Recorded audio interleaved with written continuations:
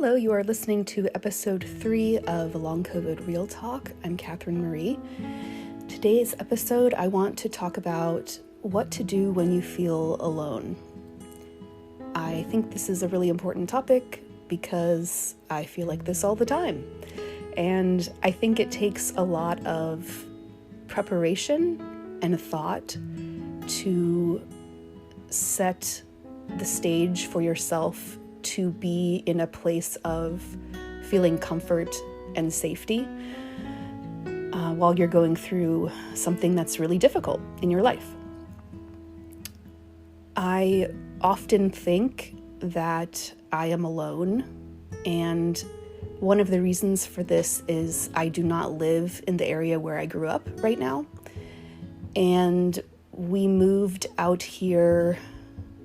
My partner and I moved out here a few years ago, and we have made some friends, but it's not the same as the friends, from college or from your hometown or whatnot. So it's very easy during the pandemic and now with long COVID to feel just alone and not supported. But I wanted to process this idea with you because I'm learning, the more I think about it, just how supported we actually are, even if we don't feel it. I'm a little bit embarrassed to admit this, but I did sales when I was very young, when I was in high school and a little bit in college. And one of the things that they do when they have you, sell a product is they want you to sell to your family and friends, of course. And they have you write down everybody you can think of. And it's like hundreds of people because they have you write down your neighbors, your friends from grade school, your friends from your first job, your second job, your parents' friends, your aunts and uncles, your cousins, people from church or a community center or the library or whatever hobbies you have. If you think about it, like there are so many different waves of people that are in your life, whether or not you're in close contact with them or not. So if you think about it that way, you actually know a ton of people. And when you get really, really down with long COVID, that we all have been there, I wanted to bring your attention to something that came across my path a couple of days ago.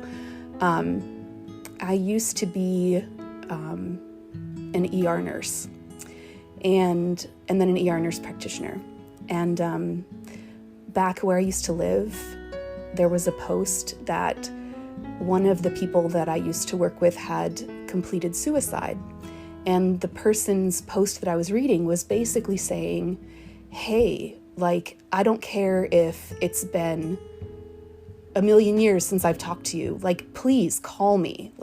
Please, I can't keep burying my friends. And this is a common thing for first responders, people that have, they give and give and then they have nothing left for themselves, or they give too much, or they give past the point of where they can care for themselves in a healthy way. So I would argue that if you really needed something, I bet there are people that would drop everything to help you if they knew it was really dire. So with that in mind, just start writing down people, make separate circles for people on a page, friends of friends or whatever. But the thing that I wanted to help you think about that helped me, because I went through this and did this myself as well when I was getting the extra mental health help, were different types of support. So I think there are mainly 3 types of support. I did not research this very deeply, so I could be completely wrong, but you will get the gist of what I'm trying to explain. So the first is a logistical type of support. So types of people who are good at, you give them a list and they complete it. I need groceries. I need to be taken to this appointment at this time. I need, whatever. I need dinner delivered this night, or just anything that's logistical that someone can do and help you with, where they don't have to understand how you're feeling. They don't have to be there for you in an emotional way. They don't have to be a fun person. They don't even have to be someone that you get along with that well, but someone who cares about you. And then the second one is emotional support, like somebody that does get you, that, if they don't have long COVID, they have something else or they've been through something else, that they understand where you're coming from and understand how alone you can feel when you're going through something like this. And just someone that you can bounce your ideas off of. In a way, you just listening to this are part of my emotional support, because you're listening to my feelings and my thoughts about having long COVID, and I appreciate it. And there are people that would be happy to do the same for you as well. I know I would, so feel free to leave me messages. The other thing is, the third type that I can think of is the distraction support. So people that are not the deepest, soulmate type friends, but the types of friends that are just fun. They plan parties, or they plan outings, or they plan whatever, or they just call and they talk about funny things, or they just kind of keep your mind off of things. So they are also really, really helpful, because sometimes you don't want to talk about the deep things. You don't want to think about your plight in life or how awful you're feeling that day. You just want to watch a comedy or listen to something that they have to tell you that's hilarious or ridiculous or whatever.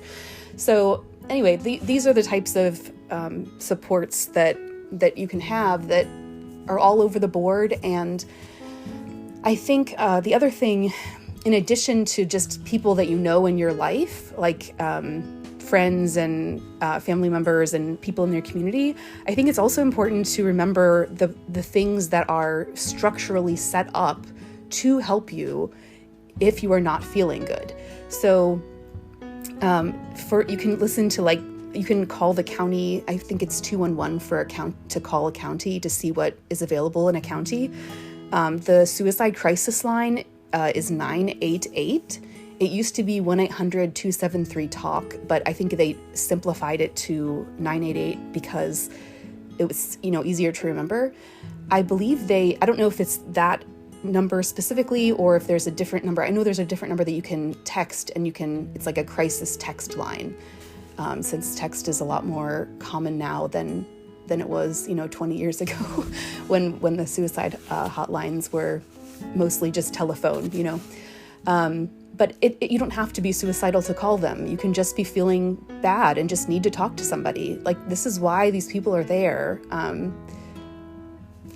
Honestly, I'm also a social worker, and I'm trained as a social worker, and I used to work the suicide hotline. And I can tell you, I loved doing it. It was great to try to walk through a really bad day with somebody and try to be okay, so what are we going to do? What are you going to do the rest of the day? And just kind of just help you get through that time, because when you're going through something that's really, really awful, it feels like it's never going to end. And it feels like you're just you don't know what to do. You can't, it's hard to stand just existing.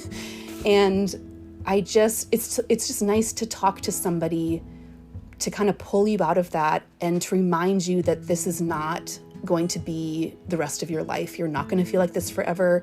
Even if you felt like this before, you're not going to feel this way forever. Life is, ups and downs, but it's worth it to reach out, even if it's really hard. I know when we most need help from other people and support, that, at least for me, is the most difficult time to reach out. But I promise you, if there were people that knew you needed to talk or whatever, they would want you to call them. And if you truly cannot find anyone that you think would want to listen, call the freaking number for the county or call the number for the crisis hotline, because that's literally why they are there. So please utilize the things that are there just for you. And for me. Let's see. I don't think I have any other. Yeah, I think those are the main things. But wherever you live, I'm sure if you Google mental health support or whatever, the other thing that if you're truly feeling like you don't want to live anymore, it's like, it's beyond the passive suicidal ideation where you're not just like, oh, I don't want to wake up tomorrow, but you're like, okay, like I'm really worried I'm going to harm myself.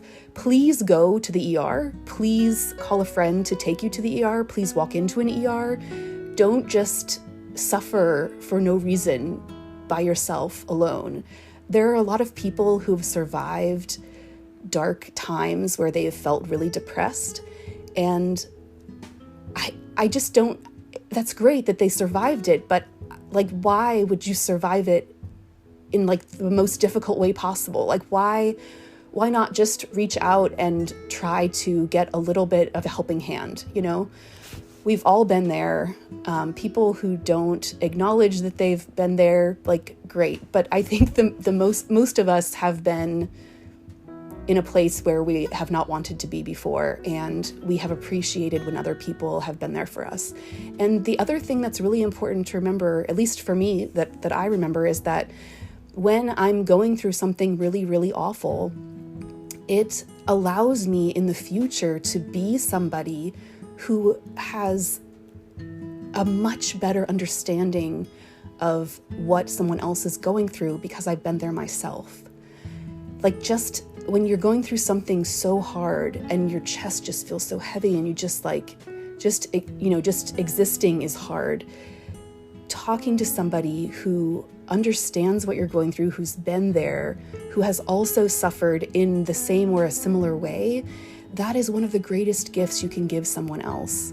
So it's just like, if you're not enough to reach out and get help for yourself so that you can help someone else someday. Okay, that's all I have for now. Please continue to grow your support network and reach out, and please feel free to drop me a message, and take good care of yourself, okay? All right, goodbye for now.